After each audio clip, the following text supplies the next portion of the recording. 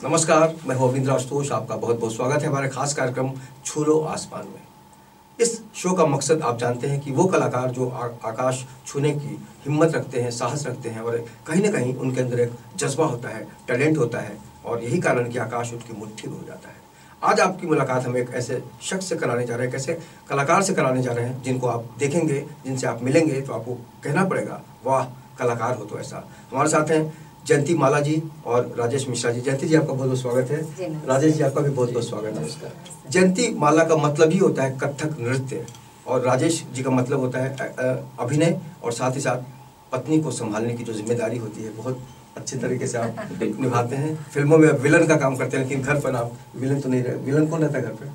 मैं रहती एक 2.5 साल की उम्र में परफॉर्म करना सबके लिए बहुत ही आसान नहीं होता, लेकिन जयंती माला जी ने 2.5 साल की उम्र में कथक से नाता जोड़ा और इनके पास जो सबसे बड़ा एक बल है, एक शक्ति है, वो है इनकी मम्मी का नाम का वो है सितारा देवी जी, जिनको हर कोई जानता है और ऐसा सितारा जिसकी पहुंच तक कोई भी जा नहीं पाता। आप कैसे अपने आप को देखती हैं उनकी बेटी होने के नाते?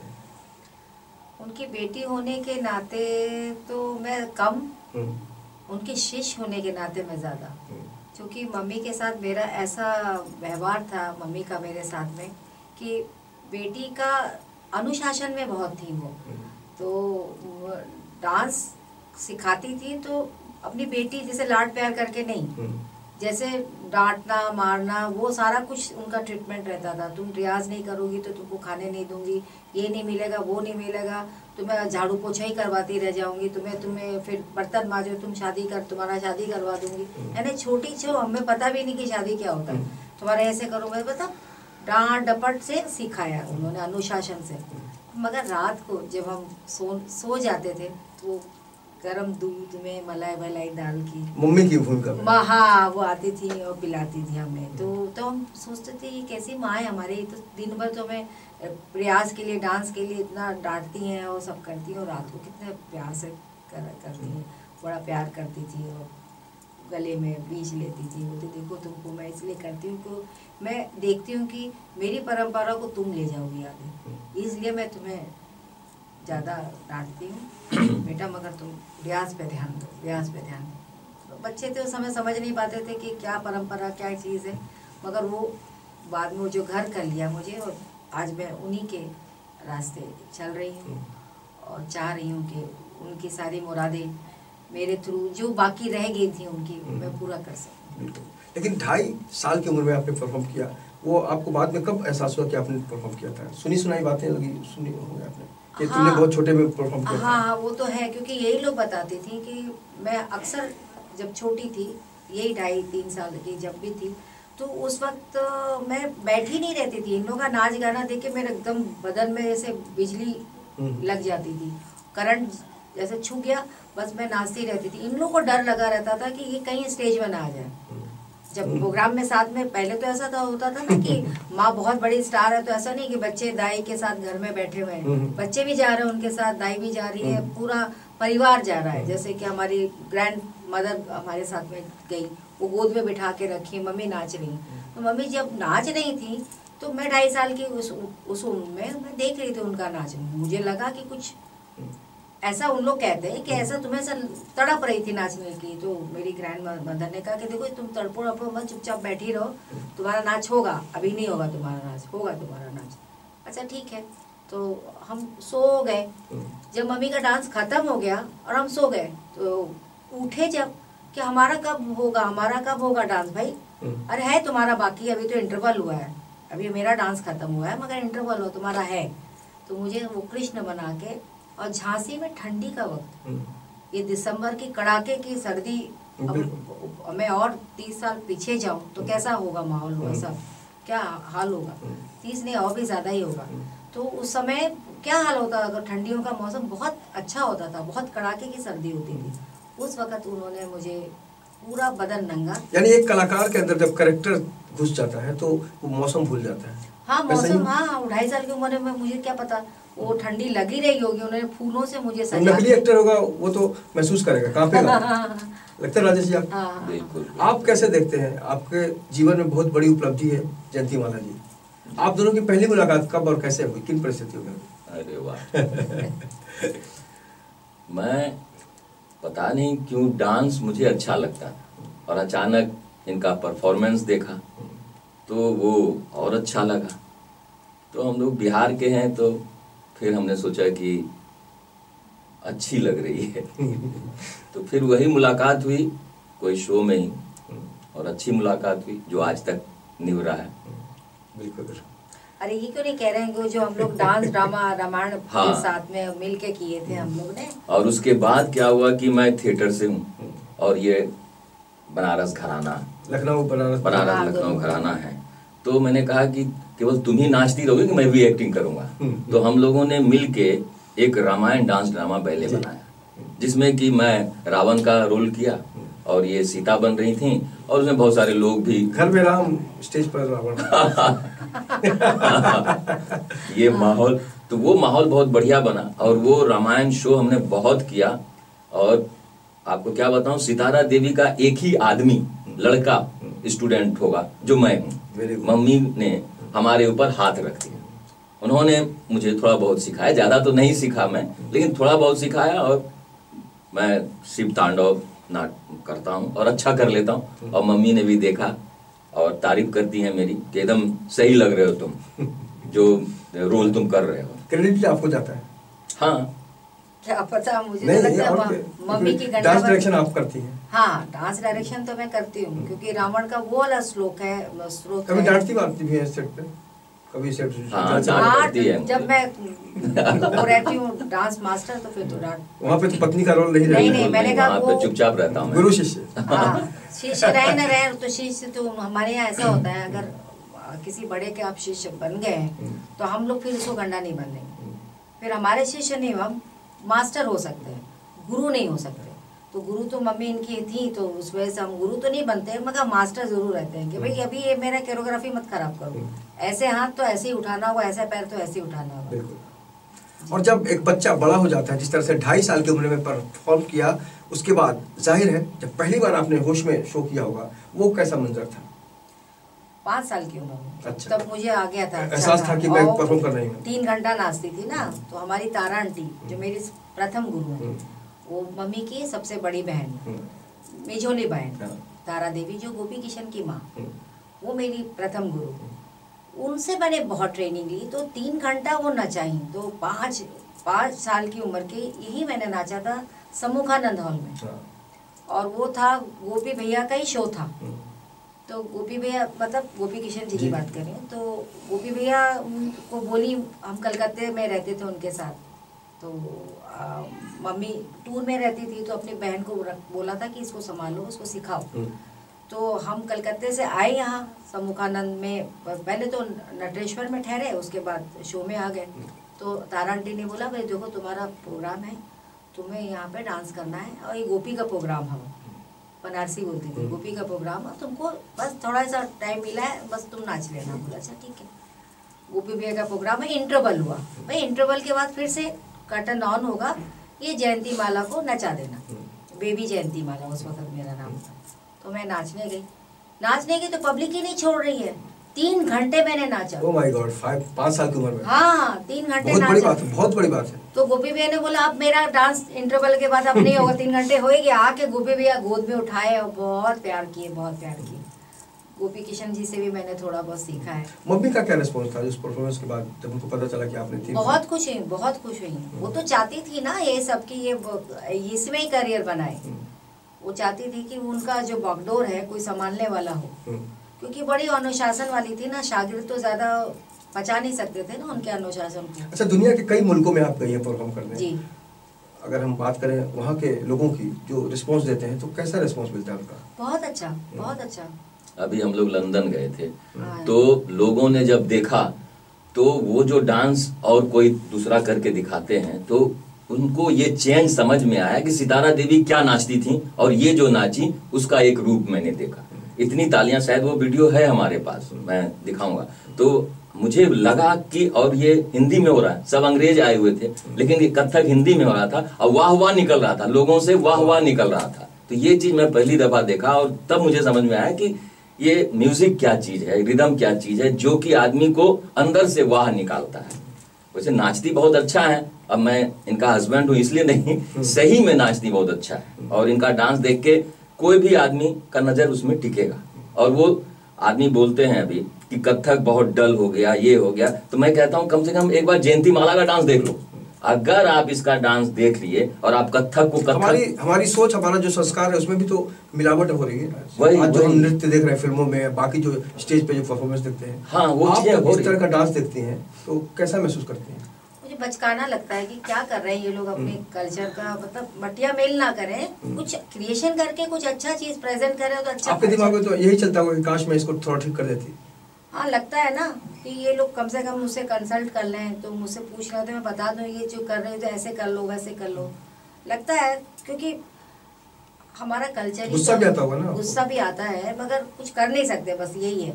हमारा कल्चर पूरी दुनिया में माना जाता है कि हम, भारत में इतना पैसा नहीं है, भारत में सबसे बड़ा कल्चर है और हम अपने कल्चर को मटिया मेद नहीं करना चाहिए। इसी की वजह से हम जानते हैं हमारी संस्कृति, हमारे कल्चर, हमारा हर चीज इसी में है।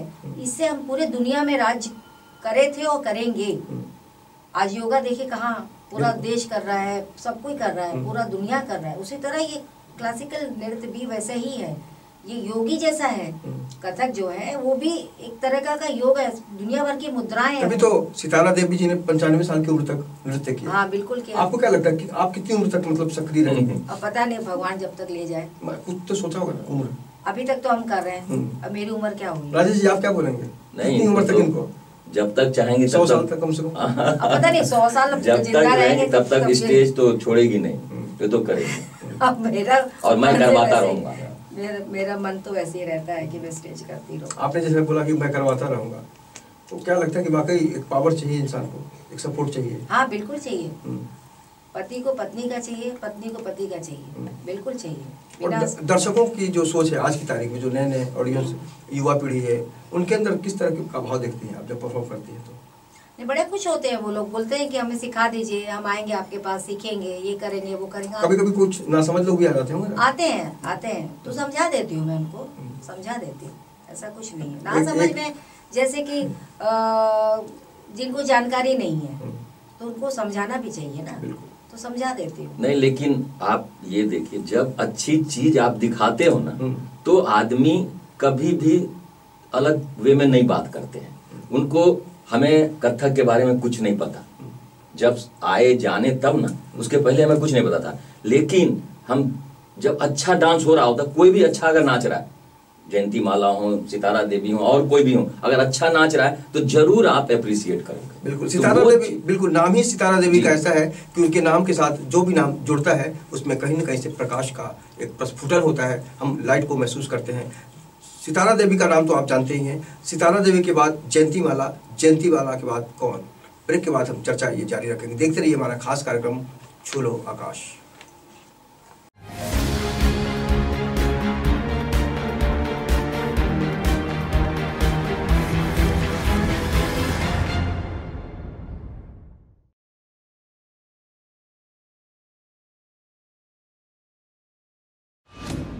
तुझे यहाँ से शहर कैसा दिखता है? बहुत बड़ा नजर आता है ये शहर।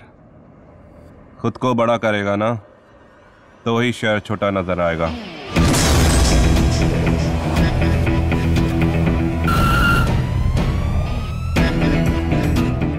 मोबाइल दिखा, मोबाइल। अबे साले चोर! तू मरवाएगा एक दिन। करना क्या है? मोहल्ले के लड़कों को इकट्ठा करके शाखा ही तो खोलनी है। पर देव सिंह की क्यों? क्योंकि देव सिंह इस कोटा शहर का सबसे बड़ा पॉलिटिकल गुंडा है।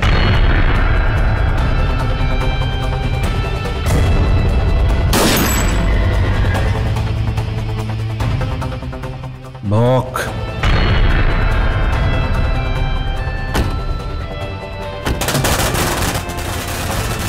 खबर पक्की है, देव सिंह चुनाव विपक्ष से लड़ने वाला है। लोग हमें भुला दें मगर हम कभी भी किसी को नहीं भूलते। सोच रहा हूँ कि तुझे बड़ा आदमी बना दूं, मुझसे भी बड़ा।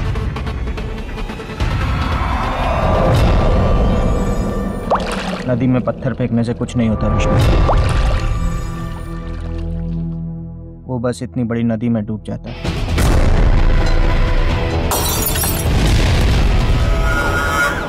वो ये इलेक्शन जीतना नहीं चाहिए। चुनाव तो देव सिंह ही जीत कर रहेगा। मुझे तो बस आपका आशीर्वाद चाहिए। अरे बच्चा है रे तू तो मेरा। तुझे जान से मार देगा वो। तेरी वजह से ये सब कुछ हुआ। तूने भेजा था ना उन गुंडों को।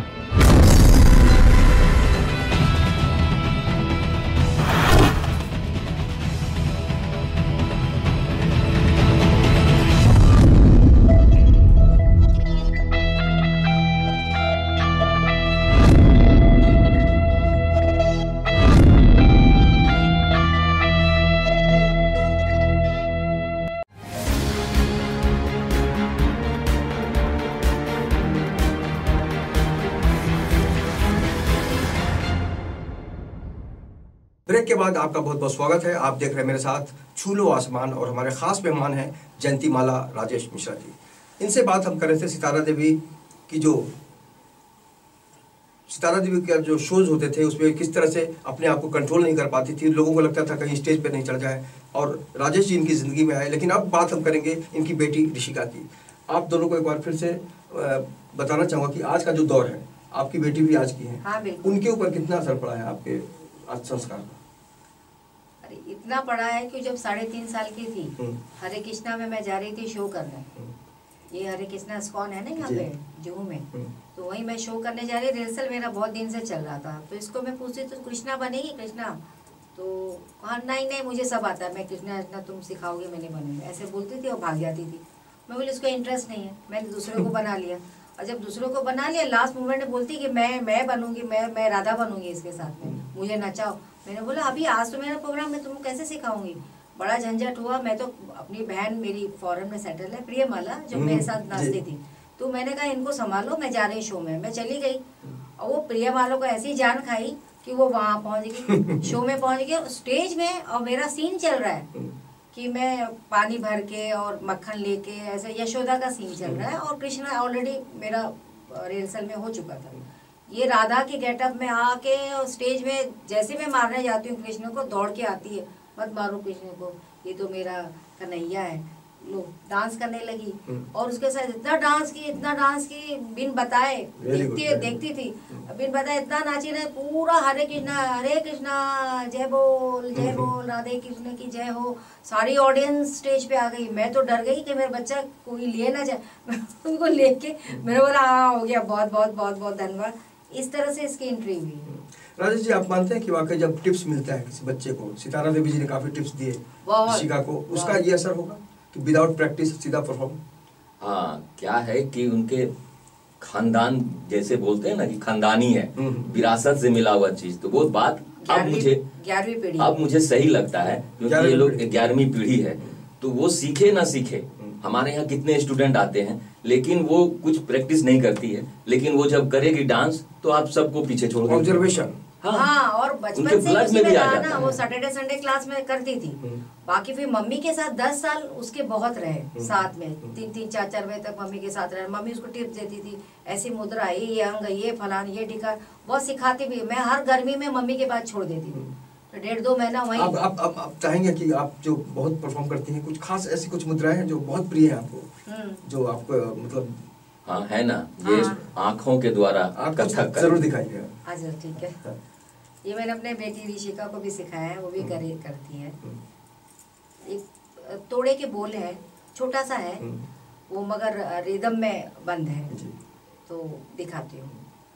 सबसे पहले आँखों से, धा ता का धुंगा, धा गी धी गी ता, धा दिन ता धिक ता कीड़े धा ता का धुंगा, ता की टे ता का ते टे का तगा दिगा न ता थे ता त थे आ थे ता त थे ता थे ता थे ता त ता। ये आँखों से है। वाह वाह वाह। राजेश जी, आपसे हम जानना चाहेंगे, जब इनके डायरेक्शन में आप काम करते हैं तो आप किस तरह से परफॉर्म करते हैं? कुछ बानगी अगर दिखा सके तो। अरे हम मम्मी के शिष्य हैं। मैंने नहीं, इनके डायरेक्शन में तो आप अच्छा। फिल्म में भी कर चुके जी। हैं और स्टेज पे तो करते ही हैं। वो रावण वाला कुछ याद आ रहा तो मेरा डायलॉग, कुछ भी डायलॉग या फिर हाँ। जो भी आप करते हैं। एक मेरा रामायण डांस ड्रामा का एक पार्ट है जिसमें कि मैं रावण बनता हूँ और उसमें मैं थोड़ा सा तांडव भी करता हूँ। जटा कटा संभ्रमा जो गाना है जो रावण ने लिखा है उसको मैं प्रस्तुत करता हूँ कि अप्सराएं मुझे डिस्टर्ब कर रही है पूजा करने में और फिर मैं तप में बैठता हूँ अप्सराओं को हटा के कि वो मुझे डिस्टर्ब करी, पता चल जाता है। तो उसी में रावण बोलता है, नर बानर का डर नहीं, सुनिए कृपा निधान, और देवताओं से ना मरूं, दिया आपने वरदान। मैं अजर हूं, मैं अमर हूं, मैं सर्वशक्तिमान हूं। सुनो सुनो, आज से मेरी पूजा करना शुरू करो। मैं ईश्वर हूं मैं रावण हूं। रावण हूं मैं, जो बनाता है या मिटाता है। मैंने वो कर दिखाया है जिसे करने के लिए सारा संसार तरसेगा। मैं हूं जन्म, मैं ही हूं मृत्यु, मैं अनादि हूं मैं, इसलिए था और हूं और सदैव रहूंगा। केवल मेरे रूप बदलते रहेंगे, मगर याद रख, आज से मेरे क्रोध से समस्त ब्रह्मांड कांपेगा। ब्रह्मा, विष्णु, महेश, अब तुम तीनों मेरा कुछ नहीं बिगाड़ सकते, कुछ नहीं बिगाड़ सकते। मैं रावण हूं मैं। वाह वाह, जबरदस्त, बहुत बढ़िया। वाकई जब इस तरह के कलाकार, आपको लगता है कि वाकई अच्छे कलाकार हैं, इसका भी बहुत फायदा मिलता है आपको? बहुत। ये तो कई बार पति जो होता है, पति अच्छा होता है, कलाकार अच्छा नहीं होता है। आपने क्या महसूस किया इनके बारे में? नहीं, अच्छे कलाकार हैं। पति भी अच्छे हैं, कलाकार भी अच्छे हैं। अच्छे पति भी अच्छे और कलाकार भी अच्छे हैं। आप क्या कहेंगे इनके बारे में, पत्नी और? हाँ, नहीं, शायद डर के मारे कहेंगे पत्नी अच्छी नहीं, ये अच्छा डांस करती हैं, ये अच्छा करती हैं। हाँ, ये पक्का है। और बनारस घराना है, कथक डांसर हैं, वो सब तो जो है वो है ही। अच्छा, पत्नी अच्छी है। हाँ, जगदीश जी, जो बनारस और लखनऊ का जो संबंध होता है, बहुत शौकीन होते हैं खाने पीने के। आप अपने आप को इतना फिट रखती हैं, कंट्रोल भी करती हैं खाने पीने में? नहीं, खाना पीना तो मैं खाती हूँ मगर बहुत ज्यादा नहीं खाती हूँ, खाती सब हूँ। और सुबह से शाम तक डांस करती रहती हूँ, सिखाती रहती हूँ, तो वही मेरा एक्सरसाइज हो जाता है। खाना पीना मैं सबको कहती हूँ, अपने बेटी को भी कहती हूँ, खाना मत, इसमें डाइटिंग मत करो, प्रैक्टिस करो। रियाज करोगी, प्रैक्टिस करोगी, एक्सरसाइज होगा, खाओगी पियोगी तो खाने पीने से स्किन अच्छा होता है, चमकता है, बढ़िया अच्छे लगते हो, उम्र कम लगेगी। आप 50 के होगे तो 30 के लगोगे, 20 साल अंदर हो जाएगा। तो मैं कम से कम ये खाने पीने में क्यों कंट्रोल करना है? नाचो गाओ, एक्सरसाइज करो, स्विमिंग करो, योगा करो, ये सब जनरेशन तो करना चाहिए, खाने पीने से कुछ नहीं होता। अच्छा, जब तक सितारा देवी जी सक्रिय थी तब तक पूरी दुनिया के लोग उनको मानते थे, प्यार करते थे। और उनके निधन के बाद जिस तरह से महाराष्ट्र की सरकार ने, बाकी केंद्र सरकार ने भी एक सपोर्ट देने की बात कही थी आपको, जी जी, लेकिन अभी तक कुछ दिशा में कुछ हो नहीं पाया है। नहीं, अभी तक कुछ नहीं हुआ है। बस बोल रहे हैं, आश्वासन दे रहे हैं, करेंगे और हम भी लगे हुए हैं। आप भी लगातार करते रहते हैं, उनकी याद में तो करते रहते हैं। बिल्कुल, नमन उनके नाम से अभी हम 2 साल से कर रहे हैं। पहले बनारस में ही शुरू किया, उसके पहले से हम 25 साल हो गए, ये 24 साल है ना, मैं 24 साल हो गए मुझे चौबे महाराज कलाकृति केंद्र के नाम से मैं शो करता ही रहता हूँ। अब 2 साल से हमने मम्मी के नाम से नमन उसी में जोड़ा है। तो उन लोगों ने कहा था कि भाई सितारा देवी के नाम से हम अवार्ड करेंगे, सितारा देवी को जमीन, उनके नाम से एकेडमी को जमीन देंगे, बहुत कुछ बोला गया, मगर वही है, प्रपोजल वगैरह बना के आपने रेडी सब रखा हुआ है। मगर आप फोन में बात करें, हमें टाइम तो दें, डेट तो दें कि हम जाके उनको दिखाएं, मिले, कुछ नहीं बात तो क्या इसको क्या समझा जाए? सिर्फ दिखावा, दुनिया को दिखाने के लिए हमने बोल दिया, बड़ी बड़ी बातें हो गई, लेकिन जब देने की बात होती है, कुछ करने की बात आती है तो ढाक के 3 बात। एक कलाकार के तौर पर कितना दुख होता है? हाँ, क्या होता क्या है कि हम लोग कलाकार हैं, हम लोग बार बार इसी चीज पे नहीं जा सकते। अगर आपने वादा किया तो आपको भी आगे बढ़ना चाहिए। मैंने कहने का मतलब ये है कि कलाकार अपना काम करेगा कि उस चीजों के पीछे पड़ा रहे, मतलब ये है। तो अगर गवर्नमेंट चाहती है, और चाहती है वो, ऐसा नहीं है कि नहीं, कभी उन्होंने मना नहीं किया हमको, हमेशा बोला कि नहीं जरूर। इंटरव्यू दिया उन्होंने, महेश शर्मा जी, डॉक्टर महेश शर्मा जी ने बोला, साफ बोला कि जयंती माला सितारा देवी के बाद कथक घराना को संभाल रही हैं, तो मैं उनको पूरी सपोर्ट करूंगा, पूरी मदद करूंगा। मैं जाता हूँ, मिलता हूँ, लेकिन अभी तक मदद नहीं मिला है। लगे रहना पड़ेगा बहुत, और ज्यादा भी पीछे लगा। और हम लोग बम्बई टाइम है नहीं आपको, अब उतना नहीं निकाल पाते हैं टाइम। भी बात, कभी वो भी बिजी रहते हैं, कभी हम लोग भी बिजी रहते हैं, तो वो मुलाकात सही वक्त पे नहीं हो पा रही। तो वाकई ये सच्चाई है कि वाकई ये कलाकार के साथ जिस तरह से भेदभाव हो रहा है उसको आप समझ पाएंगे। लेकिन अगर हम स्टेज की बात करें, फिल्मों की बात करें, अलग अलग विधाएं हैं। फिल्मों में भी आपने डायरेक्शन हाँ, किया और नृत्य निर्देशन भी किया, वो कैसा अनुभव रहा आपका? अच्छा ना, मुझे तो कुछ फर्क नहीं लगता है स्टेज का और वहाँ का, क्योंकि स्टेज में मैं यहाँ सब कुछ टुकड़ों में होता है फिल्मों में। हाँ, थोड़ा फर्क इतना ही है कि आप ओके कट हर 2 मिनट के बाद अगर आपने ठीक नहीं किया फिर से करो। स्टेज में ऐसा है कि आप जो कर रहे हो वही कर रहे हो, अगर आपने गलत किया तो वही आपको अंडे पड़ने वाले हैं। अच्छा, हमने कई बार सुना कि कट बोलने के बाद भी राजेश जी इतने ज्यादा इन्वॉल्व हो जाते थे कि वो नाचते रहते थे, ऐसा तो कैसे कंट्रोल करते थे इनको?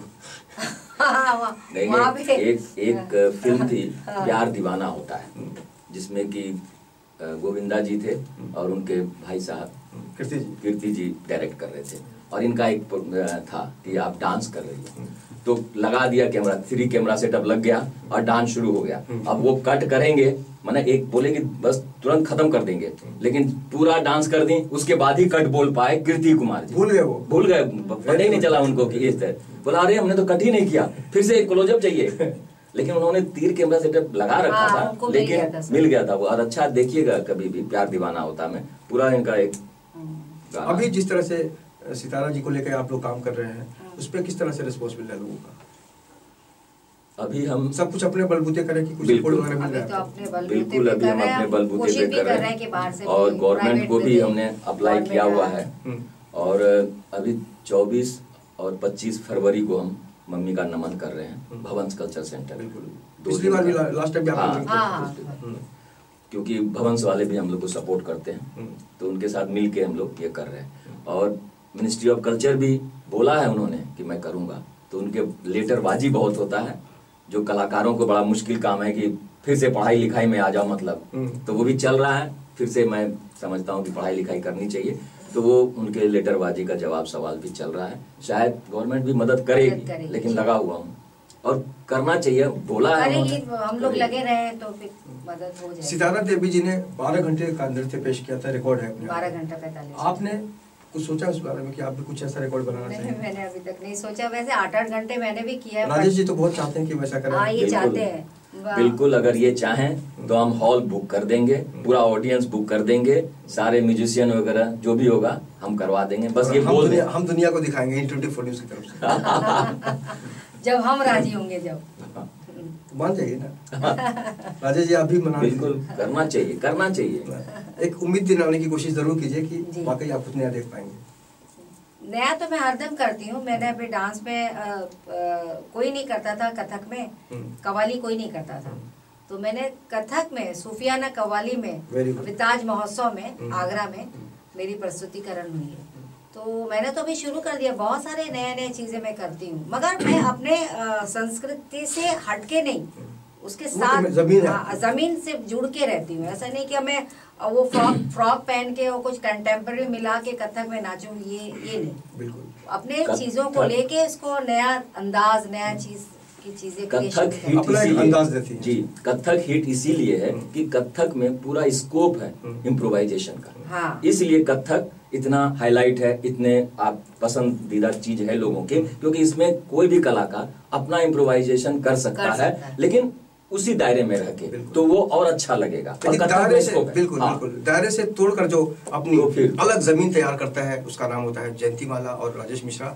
बहुत बहुत शुक्रिया हमसे जुड़ने के लिए, हमसे बात करने के लिए। हमारी शुभकामनाएं राजेश जी, जयंती जी की आप आने वाले दिनों में कुछ ऐसा कर जाएं जिसको युवा पीढ़ी कभी भूल नहीं पाए। हमसे बात करने के लिए बहुत बहुत शुक्रिया। तो निश्चित रूप से कहा जा सकता है कि अगर आपके अंदर टैलेंट है तो आप आसमान छू सकते हैं, और यही कारण है कि जयंतीमाला जी की जब भी चर्चा होती है तो उनके साथ अनायास एक नाम जुड़ जाता है, सितारा देवी का। और सितारा कभी भी धूमिल नहीं होता। इस खास कार्यक्रम में इतना ही। बाकी की खबरों के लिए आप देखते रहिए इन 24 न्यूज़ और मुझे दीजिए इजाजत। नमस्कार।